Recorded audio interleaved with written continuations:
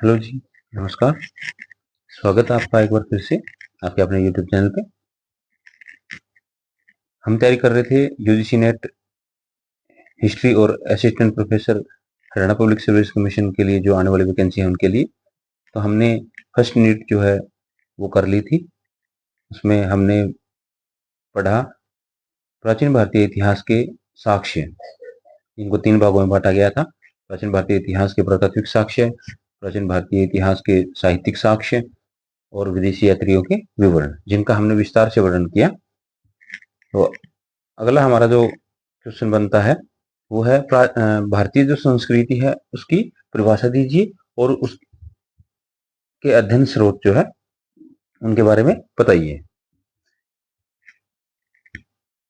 तो भारतीय संस्कृति की परिभाषा दीजिए। भारतीय संस्कृति की परिभाषा है जो भूमिका में, अगर असिस्टेंट प्रोफेसर का एग्जाम देना है तो परी के बाद आपको मेंस लिखना भी है, तो उसके लिए भी आपकी इसमें साथ के साथ तैयारी हो रही है, तो साथ के साथ आप इसको नोट भी कर सकते हो। तो भारतीय संस्कृति की परिभाषा दीजिए। तो सभ्यता और संस्कृति, इन दोनों शब्दों का प्रयोग आजकल प्राय समान अर्थ में किया जाता है। सभ्यता और संस्कृति जो है दोनों का जो अर्थ है वो समान रूप में किया जाता है आजकल। सामान्यतः सभ्यता से तात्पर्य मनुष्य की उपलब्धियों से है। तो जो मनुष्य की उपलब्धियां हैं, जैसे हड़प्पा संस्कृति, हड़प्पा में जो भी विशेषताएं मिली है, तो उस जहाँ पे जो विशेषताएं मिली उस स्थान की जो खोज हुई, तो उसको हमने क्या नाम दिया है? सभ्यता नाम दिया है। जो वहाँ की मनुष्य की जो उपलब्धियां हैं उनके आधार पे मनुष्य ने देश और काल में विश्व के धरातल पर मन से जो सोचा है, कर्म से किया है और भौतिक माध्यम से निर्मित किया है, सभ्यता उन सभी की एक सामान्य संज्ञा है। सभ्यता शब्द संस्कृत के सभा से निष्पन्न हुआ है, जिसका शाब्दिक अर्थ है सभा अथवा समाज के योग्य, सभ्य, तल, जमा, ताप। इससे तात्पर्य विनम्रता, सुशीलता अथवा कुलीनता से माना गया है। इसका संबंध सामाजिकता से है, जिसके अंतर्गत मनुष्य से कतिपय विधि निषेधों के पालन की अपेक्षा की जाती है। सभ्यता के अंदर क्या होता है?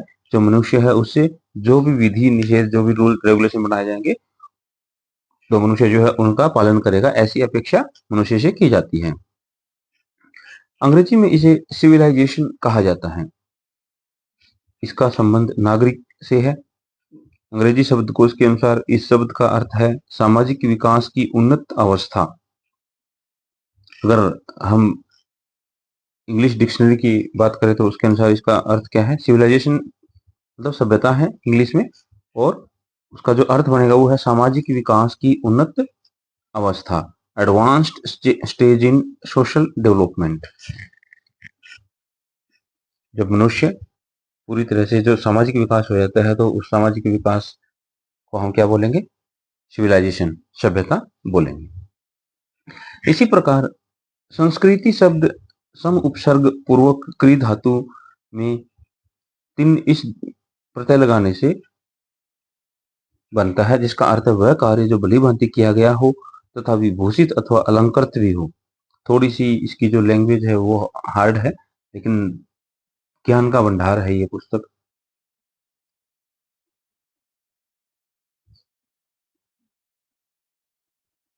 इस दृष्टि से संस्कृति किसी अवस्था के परिष्कृत या सुधरे हुए स्वरूप को घोषित करती है। प्रत्येक सभ्यता के इतिहास में एक ऐसा स्तर आता है जब मनुष्य एक विशेष प्रकार का बौद्धिक उत्कर्ष कर लेता है। यह उत्कर्ष साहित्य, दर्शन, विज्ञान, कला आदि के माध्यम से मुखरित होता है। इस स्तर को प्राप्त कर सभ्यता अलंकृत अथवा परिष्कृत हो जाती है। सभ्यता के इस स्वरूप को ही हम विशिष्ट अर्थ में संस्कृति की संज्ञा प्रदान करते हैं, अथवा सामान्य अर्थ में ये दोनों ही शब्द एक दूसरे के पर्यायवाची के रूप में ग्रहण किए जाते हैं। इन शब्दों से इतिहासकार किसी समाज के जीवन एवं कृतियों की समष्टि की ही विवक्षा रखता है। इस प्रकार मानव संस्कृति का संबंध ज्ञान, कर्म तथा रचना से है, किंतु इसके लिए यह भी आवश्यक है कि संस्कृति संस्कार संपन्न अथवा विभूषित हो। संस्कृति को अंग्रेजी में कल्चर कहा जाता है।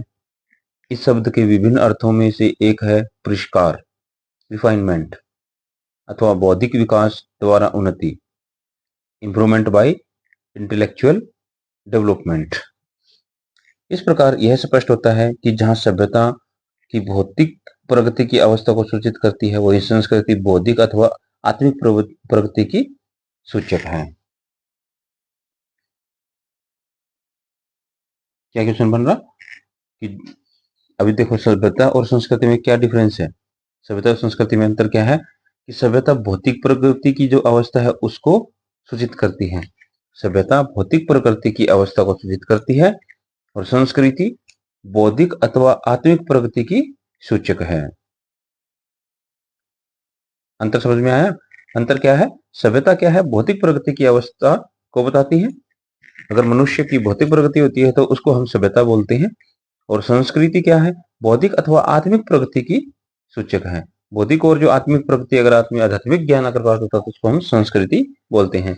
सभ्यता दृश्य है तथा संस्कृति अदृश्य है। सभ्यता का जो विकास है, जो डेवलपमेंट हुआ, जो भी डेवलपमेंट हुआ, जो हमें दिख रहा है उसको सभ्यता बोलेंगे। और संस्कृति क्या है? आत्मिक है, आध्यात्मिक है, वो अदृश्य होती है। दोनों परस्पर अविच्छिन्न रूप से संबंधित है, लेकिन इन दोनों का एक दूसरे से अटूट संबंध है। भारत की प्राचीन संस्कृति का इतिहास अत्यंत गौरवशाली है। इसने सभ्यता के अति प्राचीन काल से ही विश्व में अतीव आदरपूर्ण स्थान प्राप्त किया। ऋग्वेद में स्पष्टतः कहा गया है कि सा संस्कृति प्रतिमा विश्ववारा, अर्थात संस्कृति विश्ववारा अथवा विश्व के कल्याण के लिए थी। ऋग्वेद में कहा गया है सा संस्कृति प्रतिमा विश्ववारा, अर्थात जो आदि संस्कृति है विश्ववारा जो है वो विश्व के कल्याण के लिए थी। भारतीय संस्कृति की इस उदात्त भावना का ही परिणाम था कि जहां प्राचीन विश्व की समकालीन संस्कृतियां पूर्णतः कवलित हो गई, वहां भारतीय संस्कृति आज भी जीवंत तथा सबके लिए प्रतिमान या आदर्श स्वरूप है। ऐसी गौरवमय संस्कृति का अध्ययन समस्त भारतीयों को गौरवान्वित करता है। तो ये थी भारतीय संस्कृति, जो उसकी परिभाषा, उसको भूमिका में अगर हम लिखेंगे तो इसको थोड़ा सा हम शॉर्ट में भी लिख सकते हैं।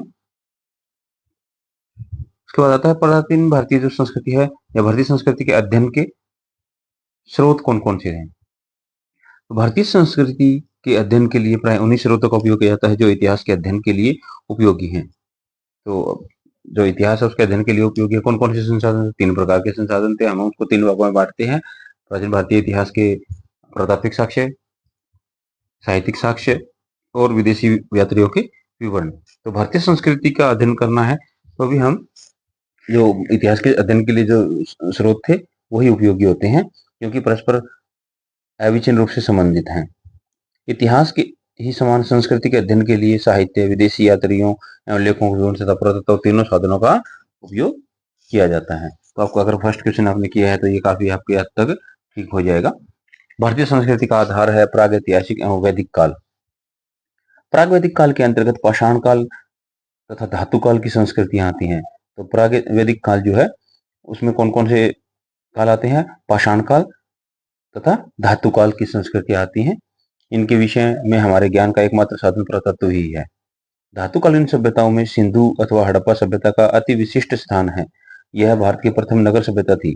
दुर्भाग्यवश इसकी लिपि का उद्धाचन न होने से इसके अधिकांश बौद्धिक पक्षों के विषय में हमारी जानकारी अनुमान पर की ही है। जो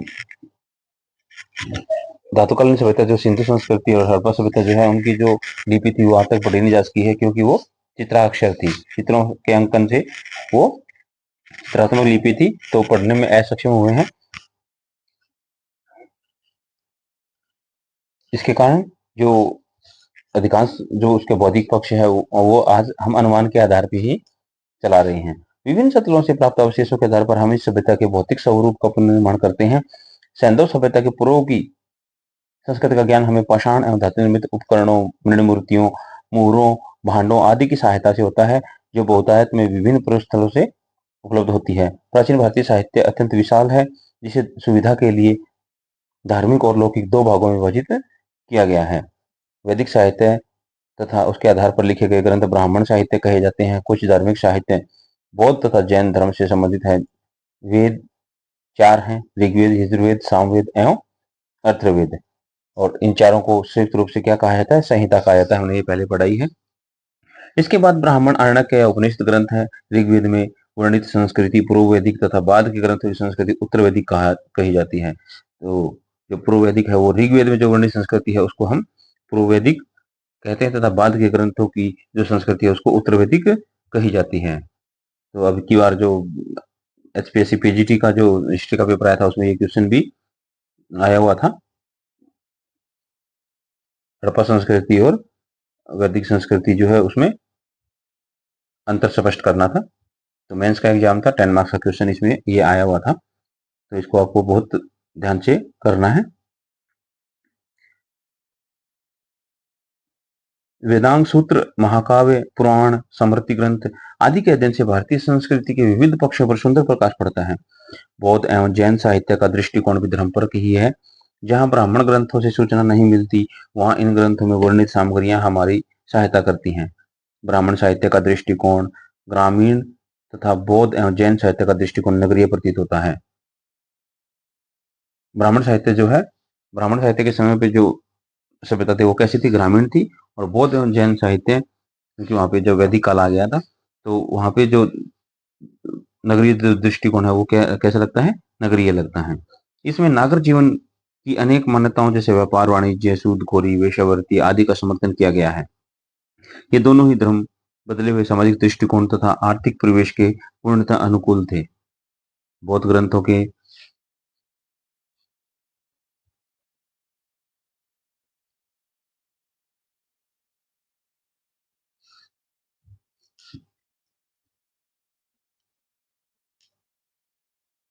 बौद्ध ग्रंथों के अध्ययन से हम तत्कालीन सामाजिक आर्थिक दशा का व्यापक विवरण प्राप्त कर लेते हैं।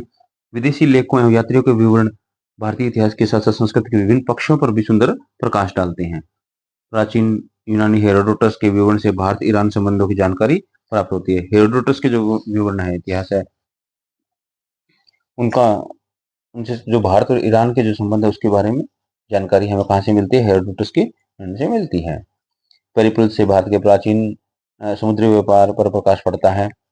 राजदूत मैक्सिनीज प्रथम मौर्य सम्राट चंद्रगुप्त के दरबार में उपस्थित हुआ। उसका ग्रंथ इंडिका मौर्य युगीन समाज और संस्कृति के अध्ययन के लिए उपयोगी है। पाहियन तथा हेनशान जैसे चीनी यात्रियों के भ्रमण वृत्तांत कमशगुप्त एवं वर्धनकालीन संस्कृति के कुछ पक्षों का बोध कराते हैं। पूर्व मध्यकाल में अनेक अरबी फारसी यात्री, लेखक एवं विद्वान भारत पहुंचे। इनमें सबसे प्रमुख नाम अल-बरूनी का है। उसका ग्रंथ है तहकीक हिंद। तहकीक हिंद राजपूत कालीन समाज, धर्म, रीति रिवाज, परंपराओं आदि पर अच्छा प्रकाश डालता है। तो तहकीक हिंद के लेखक कौन है? अल-बरूनी है। अल-बरूनी की रचना है तहकीक हिंद, और उसमें किसका वर्णन मिलता है? राजपूत कालीन समाज, धर्म और रीति रिवाजों का वर्णन मिलता है। पुरातत्व के अंतर्गत अभिलेख, सिक्के तथा प्राचीन स्मारकों की गणना की जाती है। अशोक के समय के से प्रारंभ होकर प्राचीन इतिहास के प्रत्येक काल के लेख बड़ी संख्या में उपलब्ध हैं। यद्यपि इनका मुख्य उद्देश्य शासकों की राजनीतिक उपलब्धियां बताना है, तथापि इनके अध्ययन से समकालीन शासन, धर्म, समाज, साहित्य, व्यापार, वाणिज्य, कला आदि विविध सांस्कृतिक पक्षों का भी सुंदर ज्ञान हो जाता है। सिक्के आर्थिक इतिहास के प्रमुख स्रोत माने गए हैं। इनकी अधिकता को आर्थिक प्रगति एवं न्यूनता को अवनति का सूचक माना जाता है। सिक्कों पर अंकित कुछ धार्मिक प्रतीक एवं चिन्ह समकालीन धर्म एवं धार्मिक स्थिति की भी सूचना देते हैं। भारतीय संस्कृति के स्रोत के रूप में प्राचीन स्मारकों, भवन, मंदिर, मूर्तियां आदि का काफी महत्व है। सैंधव संस्कृति के नगरीय स्वरूप का ज्ञान खुदाई में मिले स्मारकों से होता है। मंदिर, मूर्तियां आदि से जहां एक और जनता की धार्मिकता का पता चलता है, वहीं दूसरी ओर हिंदू कला के विभिन्न जो पक्ष हैं उनका भी सुंदर प्रकाश पड़ता है। क्योंकि मंदिर और मूर्तियों से क्या रहता है कि धार्मिक जो अगर उस काल में किस देवता की पूजा होती थी इसका ज्ञान तो मिलता ही, लेकिन साथ में मंदिर है उनकी जो कलाकृतियां हैं उसके ऊपर जो अंदर नकाशियां की गई है उसका उससे जो उस समय की जो कला के जो विविध पक्ष हैं उनका भी हमें ज्ञान प्राप्त होता है। दक्षिण भारत से भी अनेक स्मारक प्राप्त हुए हैं। तंजावुर का बृहदेश्वर मंदिर द्रविड़ शैली का उत्कृष्टम उदाहरण है। तो ये यूजीसी नेट के लिए बहुत इंपॉर्टेंट क्वेश्चन है। और एचपीसी पीजीटी जो है, और एचपीसी पीजीटी उसके बाद एचपीसी असिस्टेंट प्रोफेसर के लिए जो प्री एग्जाम है उसके लिए भी बहुत इंपॉर्टेंट क्वेश्चन है, नेट में तो ये बहुत बार क्वेश्चन कर गया। तंजावुर का बृहदेश्वर मंदिर जो है, तंजावुर का बृहदेश्वर मंदिर बहुत इंपॉर्टेंट है ये, तंजावुर का बृहदेश्वर मंदिर।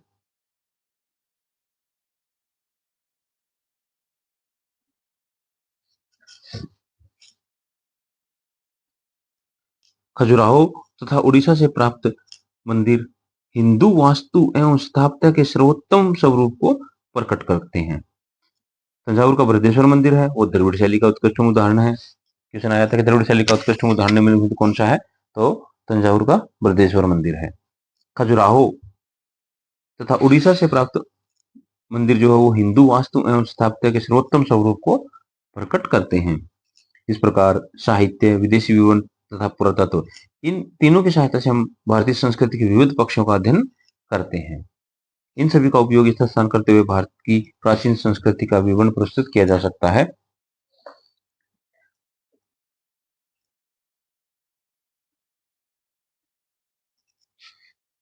फिर है भारतीय संस्कृति की विशेषताएं। भारतीय संस्कृति की क्वेश्चन यही बनेगा कि भारतीय संस्कृति परिभाषा दीजिए।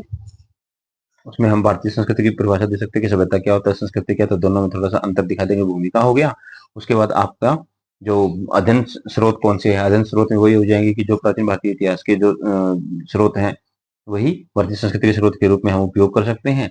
उनका थोड़ा सा हेरोडोटस, अल्ब्रोनी, हिनशांग, फाहियान, इनका वर्णन करेंगे, तो वो आपका थोड़ा बॉडी बन जाएगी उसके मेंस में अगर क्वेश्चन लिखना है तो। इससे आपको अल्ब्रोनी के जो तहकीक अंध है उससे किसकी जानकारी मिलती है। फिर कुछ जो स्थापत्य कला है, मंदिर वास्तुकला है, खजुराहो का मंदिर है, तो बृहदेश्वर मंदिर, इनका हम उसमें अध्ययन कर देंगे। जो मेन उसका क्वेश्चन बनेगा भारतीय संस्कृति की विशेषताएं हैं, तो क्वेश्चन बनेगा भारतीय संस्कृति की परिभाषा दीजिए और भारतीय संस्कृति की जो विशेषताएं हैं उनका वर्णन कीजिए। तो भारतीय संस्कृति की विशेषताएं कौन कौन सी हैं? भारतीय संस्कृति कुछ ऐसी विशेषताएं हैं जो विश्व के अन्य देशों की संस्कृतियों में दृष्टिगत नहीं होती है। मतलब कुछ स्पेशल जो विशेषताएं हैं भारतीय संस्कृति की, वो अन्य ऐसी भी विशेषताएं हैं जो अन्य दृष्टिकोण से कहीं भी किसी भी मेसोपोटामिक सभ्यता या मिस्र की सभ्यता जो है, इराक की सभ्यता है, इनमें कहीं भी नहीं मिलती हैं। अपने विशिष्ट तत्वों के कारण भारतीय संस्कृति ने विश्व के देशों में अपनी महत्ता को बनाए रखा है। इन्हें हम निम्नलिखित शीर्षकों के अंतर्गत रख सकते हैं। तो प्राचीन भारतीय इतिहास की जो संस्कृति है उसकी विशेषताएं हैं। तो पहला है प्राचीनता। तो प्राचीनता जो है वो भारतीय संस्कृति जो है उसकी विशेषता रही है। प्राचीनता, भारतीय संस्कृति का इतिहास अत्यंत प्राचीन है। भारत में सभ्यता का उदय तथा विकास ईसा के कई सदियों पूर्व हुआ।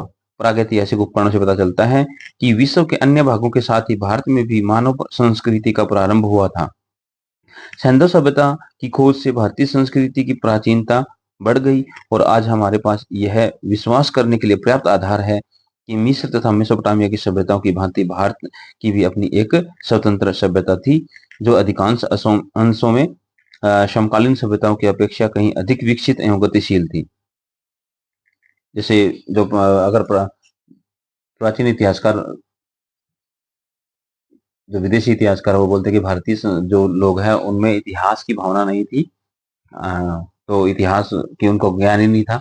लेकिन जब हड़प्पा सभ्यता की खोज हुई तो हम भी विश्व में एकदम से ये हो गए कि भारत में भी जो मेसोपोटामिया और जो मिस्र की सभ्यता है उसके समकालीन सभ्यताएं थी, हमारी भी प्राचीन सभ्यताएं थी, तो हम एकदम से अपना ये कर सकते हैं, विश्व में अपना डंका हमने बजाया।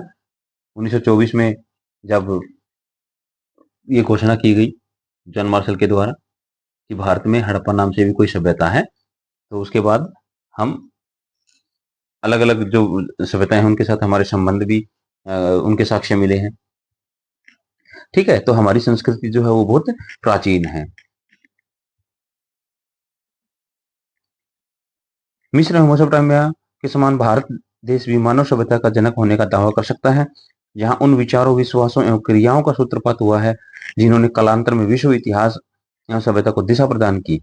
यूनान, रोम आदि देशों में सभ्यता का प्रादुर्भाव भारत के बाद में हुआ। इस प्रकार भारतीय संस्कृति विश्व की प्राचीनतम संस्कृतियों में सर्वप्रमुख है। तो भारतीय संस्कृति की जो विशेषता होगी वो सबसे पहले कौन सी होगी? प्राचीनता।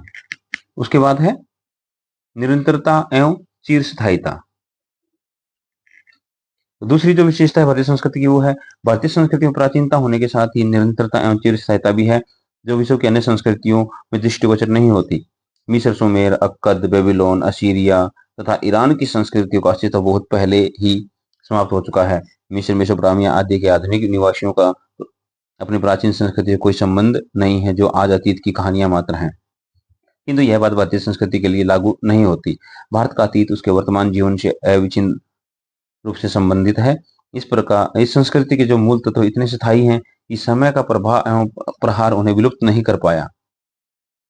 ये जो प्राचीन कुछ संस्कृतियां हैं, जैसे अक्कद संस्कृति, बेबीलोन, है ना, मिस्र, असीरिया, ये सभ्यताएं जो है वो प्राचीन है, लेकिन उनके साक्ष्य अभी पूरी तरह से खत्म हो चुके हैं। और आज की जो सभ्यता के जो लोग हैं, आधुनिक जो मानव है, वो उनसे कोई संबंधित नहीं है। लेकिन भारत में आज भी जो प्राचीन भारतीय इतिहास के स्रोत है, जैसे कालीबंगा लेंगे, हड़प्पा, हरियाणा में अगर आप बात करो राखी गढ़ी, तो उसमें आज भी संस्कृति जो है उसको अभी पुरातत्व विभाग ने पूरा अक्वायर कर रखा है। और उसमें अलग अलग तरह से जो हमारे पुरातात्विक इतिहास के जो कुछ रिसर्च के बच्चे रहते हैं, पीएचडी वाले, और ये रिसर्च करते रहते हैं, और नए नए उत्खनन आज भी हम उससे जुड़े हुए हैं। इस संस्कृति के मूल तत्व इतने स्थायी है कि समय का प्रभाव उन्हें विलुप्त नहीं कर पाया। शताब्दियों के परिवर्तनों के बावजूद भारतीय संस्कृति की आत्मा समान है। इसमें अद्भुत सातत्य है। सैंधव सभ्यता से प्राप्त देवी देवताओं की मूर्तियां आज भी भारतीयों के लिए पूजनीय हैं। हिमालय से कन्याकुमारी तक बसे हुए हिंदू आज भी उन वैदिक मंत्रों का उच्चारण अतीव श्रद्धा के साथ करते हैं, जिन्हें ऋषियों ने शताब्दियों पूर्व सिंधु सरिता के तट पर उच्चारित किया है। ऋग्वेद में जो भी मंत्र हैं, और जो अलग अलग वेदों में और मतलब संहिता में जो भी मंत्र है, आज भी हम उनका उच्चारण करते हैं, हमने उनको छोड़ा नहीं है। यूनान तथा रोम की सभ्यताओं के उदात्त धर्म एवं दार्शनिक सिद्धांत भी आज उनके निवासियों के लिए कोई महत्व नहीं रखते, जबकि भारतीयों के लिए उनकी प्राचीन भाषा, साहित्य, धर्म, दर्शन, सामाजिक आचार विचार आज भी उतने ही मूल्यवान बने हुए हैं जितने प्राचीन समय में थे। यह निरंतरता भारतीय संस्कृति की अपनी वस्तु है, जो पाश्चात्य दर्शकों के लिए आश्चर्यजनक प्रतीत होती है। भारतीय संस्कृति के सम्मुख अनेक गंभीर चुनौतियां आई, जिनका सामना दृढ़ता के साथ करती हुई वह समय की कसौटी पर खरी उतरी है। ऐतिहासिक काल से लेकर प्राचीन युग के अंत तक देश को अनेक भीषण एवं बर्बर आक्रमणों का सामना करना पड़ा, किंतु पराभव के दिनों में भी भारतीय संस्कृति ने अपना मूल स्वरूप स्थायी बनाए रखा तथा अपने उदात्त विचारों एवं विश्वासों से क्रूर एवं बर्बर जातियों को भी सभ्य बना दिया। कि अनेक जो देश अरब कंट्रीज के जो भी आक्रमणकारी थे, मुस्लिम आक्रमणकारी थे, वो भारत पे आए। जो चंगेज खां जैसे खतरनाक जो बर्बर जाति के लोग थे वो आए, लेकिन हमारी संस्कृति की विशेषता ये रही कि वो कितने ही बर्बर और जातियां थी, लेकिन हमने अपने विचारों से उनको भी बदल दिया और उनको भी हमने सभ्य बना दिया। आध्यात्मिकता, अगली जो विशेषता है वो है आध्यात्मिकता। आध्यात्मिकता अथवा धार्मिकता एक प्रकार से भारतीय संस्कृति का प्राण है, जिसने इसके सभी अंगों को प्रभावित किया है। भारतीय संस्कृति की जो मुख्य जो विशेषता है, सबसे इंपॉर्टेंट है, वो है आध्यात्मिकता। प्राचीन भारतीयों ने ऐहिक सुखों का महत्व समझते हुए भी उन्हें अपनी जीवन पद्धति में गौण स्थान प्रदान किया है। प्राचीन समाज में पुरुषार्थों का विधान और आश्रम व्यवस्था का प्रतिपादन मनुष्य की आध्यात्मिक साधना के से ही प्रतीत होता है। प्राचीन भारत में पुरुषार्थ है, उसका विधान और आश्रम व्यवस्था जो है उसका प्रतिपादन किया गया है, वो आध्यात्मिक साधना जो है उसका प्रतीक है। जीवन का चरम लक्ष्य मोक्ष की प्राप्ति है तथा अन्य सभी पुरुषार्थ, धर्म, अर्थ एवं काम इसमें सहायक हैं। तो अगर आपको मतलब जो मनुष्य है उसका जो जीवन का अंतिम लक्ष्य क्या है, वो मोक्ष प्राप्ति है, और उसमें पुरुषार्थ है, पुरुषार्थ, धर्म, अर्थ एवं काम, वो इसमें सहायता करते हैं। अलग अलग धर्म क्या है, अर्थ क्या है, काम क्या है, उसके लिए सब नियम बनाए गए हैं। इनमें धर्म को प्रमुखता दी गई है, जो जीवन के सभी अवस्थाओं में व्यक्ति की क्रियाओं को प्रेरित एवं प्रभावित करता है। जो धर्म के द्वारा उन्नति करे वही विद्वान एवं गुणवान कहा गया है। धर्म के माध्यम से ही जीवन यापन करने वाला मनुष्य अंततः तो मोक्ष की प्राप्ति करता है। अगला है ग्रहणशीलता। भारतीय संस्कृति की जो विशेषता है वो है ग्रहणशीलता। भारतीय संस्कृति की एक विशेषता उसकी ग्रहणशीलता, अडेप्टिबिलिटी है, मतलब हम ग्रहण करते हैं। इसमें प्रतिकूल परिस्थितियों को अपने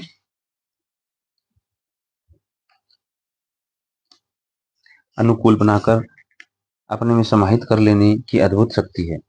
भारतीय संस्कृति की जो एक मुख्य विशेषता क्या है? ग्रहणशीलता है कि प्रतिकूल परिस्थितियों को हम अपने अनुकूल बना लेते हैं और उसके अपने अंदर ही उसको समाहित कर लेते हैं। ऐतिहासिक काल से लेकर मध्यकाल से के पूर्व तक भारत पर अनेक जातियों का आक्रमण हुए। इनमें यवन, शक, कुषाण, हूण आदि प्रमुख हैं। भारतीय संस्कृति ने पहले तो इनके प्रबल प्रहार को शांत एवं गंभीर भाव से झेला, फिर क्रमशः इन विदेशियों को अपनी धारा में प्रवाहित कर लिया। सबसे पहले क्या हुआ? जो बर्बर जातियों ने, हूणों ने, यवन, शक, कुषाण आदि ने आक्रमण किया, तो वो बर्बर जाति थी, वो तो अत्याचार करती थी। तो हमने क्या किया? सबसे पहले उनको सहन किया और फिर जो भी विदेशी यहाँ आए उनको अपना जो आध्यात्मिक जो गुण है उनसे हमने अपनी ही जो जो आध्यात्मिक धारा है उसमें उसको प्रभावित कर लिया। उन्होंने ब्राह्मण तथा बौद्ध धर्म को ग्रहण किया तथा जो भारतीय संस्कृति है उसके प्रचारक उन्नायक बन गए। जो हमारी जो संस्कृति थी, ब्राह्मण और बौद्ध ग्रंथ थे, वो उनसे प्रभावित हो गए। जो भी विदेशी आक्रमणकारी या जो विदेशी यात्री भारत में आए, वहाँ वो आके हमारे जो धार्मिक ग्रंथ थे और जो बौद्ध ग्रंथ थे उनसे वो प्रभावित और उन्होंने उनके प्रचार प्रसार के लिए काफी काम किया। शक महाक्षत्रप रुद्रदामन वैदिक धर्म एवं संस्कृति का पोषक था। तो जो रुद्रदामन है, महाक्षत्रप रुद्रदामन शक शासक था, वो वैदिक धर्म और संस्कृति का पोषक था। जबकि कुषाण शासक कनिष्क ने न केवल बौद्ध धर्म ग्रहण किया अपितु उसके प्रचार प्रसार में अपने साम्राज्य के सभी साधनों को भी लगा दिया। तो जो शक शासक है महाक्षत्र रुद्रदामन, वो वैदिक धर्म को मानता था, कनिष्क बौद्ध धर्म को मानता था। ये भी आते हैं कि कौन सा किस धर्म से संबंधित है। तो कनिष्क जो है वो बौद्ध धर्म से संबंधित था और उसने अपने प्रसार प्रसार के लिए साम्राज्य के सभी साधनों को भी लगा दिया। हिंद, यमन, मिलिंद या मिनांडर ने बौद्ध संघ में अरहत पद प्राप्त किया। हिंद यवन जो है वो है मिनांडर, मिनांडर जो है वो भी बौद्ध धर्म में निहित हो गया।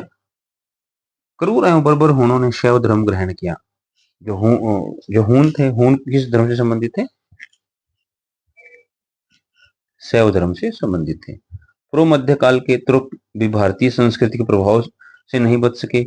यह सब संस्कृति की ग्रहणशीलता का ही परिणाम था। अगला है समन्वयवादिता। समन्वयवादिता, भारतीय संस्कृति समन्वयवादी है। प्राचीन समय से ही अनंत भेदों के बीच वैचारिक एकता और समानता की स्वीकृति की बात कही गई है। ऋग्वेदिक ऋषियों ने इस संबंध में अपना मंतव्य प्रकट करते हुए स्पष्ट लिखा है। समान मंत्र, समान समिति, समान मन, समान सबकी प्रेरणा, समान सबके हृदय, समान सबके मानस, समान सबकी स्थिति। तो ऋग्वेद ऋषियों ने क्या क्या लिखा है? समान मंत्र, समान समिति, समान मन, समान सबकी प्रेरणा, समान सबके हृदय, समान सबके मानस, समान सबकी स्थिति। भारतीय मनीषियों ने अतिवादी विचारधाराओं का विरोध किया है तथा मध्यम मार्ग का उपदेश दिया है। अतिशय आसक्ति एवं विरक्ति दोनों ही त्याज्य हैं। आसक्ति और विरक्ति दोनों को ही त्याज्य बताया गया है। भौतिक सुख का उपभोग करते हुए भी उनसे लिप्त न होने का उपदेश दिया गया है। भारतीय व्यवस्थाकारों ने मानव जीवन में चारों पुरुषार्थों के विधान द्वारा भौतिक एवं आध्यात्मिक सुखों के बीच समन्वय स्थापित करने का सुंदर प्रयास किया है। मानवता के महान पुजारी महात्मा गौतम बुद्ध समन्वयवादी थे। गीता में ज्ञान, कर्म एवं भक्ति के बीच समन्वय स्थापित किया गया है जो सभी के लिए अनुकरणीय है। हिंदू धर्म की यह सर्व प्रमुख धारणा रही है कि ईश्वर एक है तथा संसार के सभी धर्म सच्चे एवं अच्छे हैं। हिंदू धर्म की सबसे बड़ी धारणा यह है कि ईश्वर जो है वो है एक है और संसार के धर्म जो सभी धर्म है, जितने भी धर्म है वो सब अच्छे हैं। किसी धर्म की हिंदू धर्म में बुराई नहीं की गई है। भारतीय समाज की वर्णाश्रम व्यवस्था भी विभिन्न वर्गों एवं मानव जीवन की विभिन्न अवस्थाओं के बीच समन्वय स्थापित करने के उद्देश्य से बनाई गई थी। सुप्रसिद्ध सम्राट अशोक ने पारस्परिक मेल मिलाप, प्रीति एवं सहानुभूतिपूर्ण एकता को ही विभिन्न वर्गों के दीर्घकालीन इतिहास के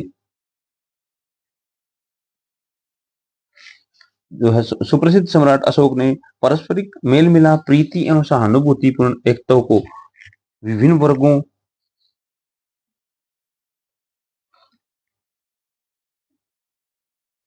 विभिन्न वर्गों के लिए जीवन का श्रेष्ठ मार्ग घोषित किया है। सम्राट अशोक ने क्या है, जो पारस्परिक मेल मिलाप है, प्रीति एवं सहानुभूति एकता को ही विभिन्न वर्गों के दीर्घकालीन इतिहास की समस्त राजनीतिक एवं सांस्कृतिक विकास को नियंत्रित करते हुए उसे एकता के सूत्र में आबद्ध होने के मार्ग पर अग्रसर किया है। समन्वय की यह प्रवृत्ति विश्व के किसी अन्य संस्कृति में दिखाई नहीं देती है।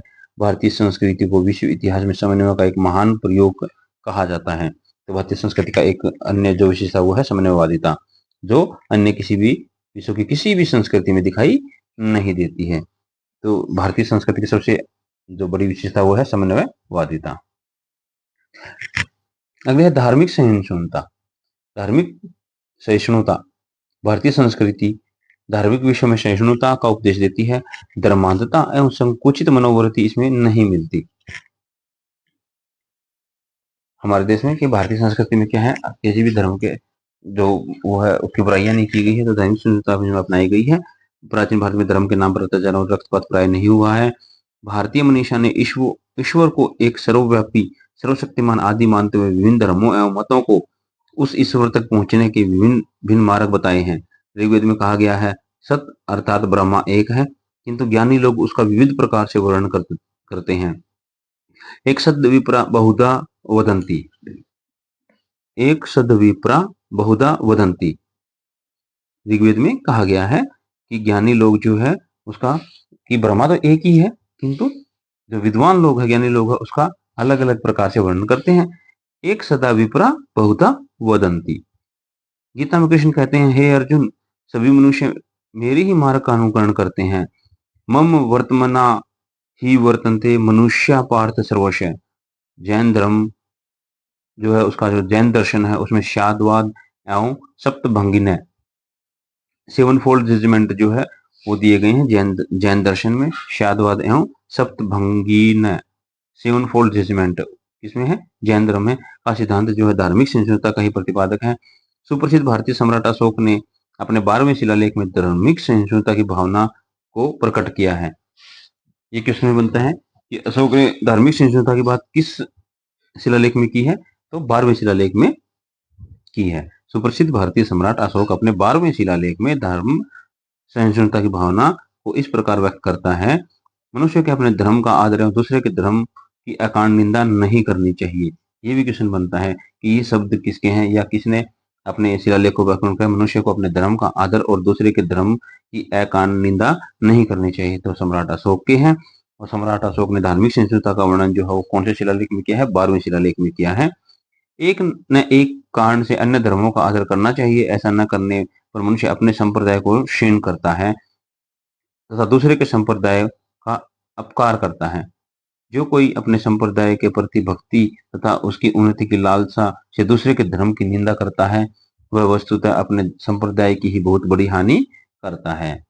कि जो आदमी अपने धर्म की ज्यादा प्रचार प्रसार में लगा और दूसरे के धर्म की निंदा करता है, तो वो क्या कर रहा है, अपने धर्म के लोग जो है ना उसको नहीं पहचानते, उसके धर्म से उसको जानेंगे तो अपने धर्म का ही अपमान करता है। वह अपने संप्रदाय की ही बहुत बड़ी हानि करता है। लोग एक दूसरे के धर्म को सुने, इससे सभी संप्रदाय बहुश्रुत होंगे और संसार का कल्याण होगा। प्राचीन इतिहास के स्वर्ण युग गुप्त काल में सर्वत्र धार्मिक सहिष्णुता देखने को मिलती है। धार्मिक सहिष्णुता देखने को मिलती है। यहाँ धार्मिक कट्टरता एवं असहिष्णुता के कारण जो उदाहरण है वो अवसाद स्वरूप ही मिलते हैं। प्राचीन भारतीयों ने उन विदेशी धर्मावलंबियों को भी अपने यहाँ शरण प्रदान की है जो अपने देशों में होने वाले धार्मिक संहार एवं अत्याचार से पीड़ित होकर यहाँ पहुंचे थे। सर्वांगीणता अगली विशेषता है सर्वांगीणता। भारतीय संस्कृति मानव जीवन के सभी पक्षों के सम्यक विकास पर बल देती है। मैक्स मुलर महोदय जैसे कुछ पाश्चात्य विचारकों की धारणा है कि प्राचीन भारतीयों के लिए भौतिक जीवन एक स्वप्न एवं भ्रांति के समान थी। देखो, जो प्राचीन भारतीय पाश्चात्य विद्वान जो थे उन्होंने हमेशा भारतीयों को यही सोचा है कि भारतीयों को इतिहास का ज्ञान नहीं था। तो प्राचीन भारतीयों के लिए भौतिक जीवन एक स्वप्न एवं भ्रांति के समान था। ये किसका कथन है? मैक्स मुलर का है। किंतु इस प्रकार का विचार तर्कसंगत नहीं लगता। वास्तविकता यह है कि प्राचीन भारतीयों ने भौतिक सुखों के महत्व को भी समझा तथा उनकी उपेक्षा नहीं की। यह सही है कि भारतीय जीवन के सभी पक्ष धर्म से अनुप्राणित थे, परंतु इसका अर्थ यह नहीं है कि धर्म का संबंध मात्र पारलौकिक सुखों से ही था। वैशेषिक दर्शन में धर्म उसे कहा गया है जिससे लौकिक तथा पारलौकिक दोनों सुखों की प्राप्ति होती है। यह तो बुद्ध है, निःश्रेयस सिद्धि सधर्म। मानव जीवन में आश्रम व्यवस्था एवं पुरुषार्थों का विधान मनुष्य तथा समाज के सर्वांगीण विकास को ध्यान में रखकर ही किया गया है। तो सर्वांगीणता जो है वो भी भारतीय इतिहास की, जो भारतीय संस्कृति है उसकी मुख्य विशेषता है। सार्वभौमिकता, जो एक अन्य विशेषता है भारतीय संस्कृति की, वो है सार्वभौमिकता। भारतीय संस्कृति में सार्वभौमिकता मिलती है। इसमें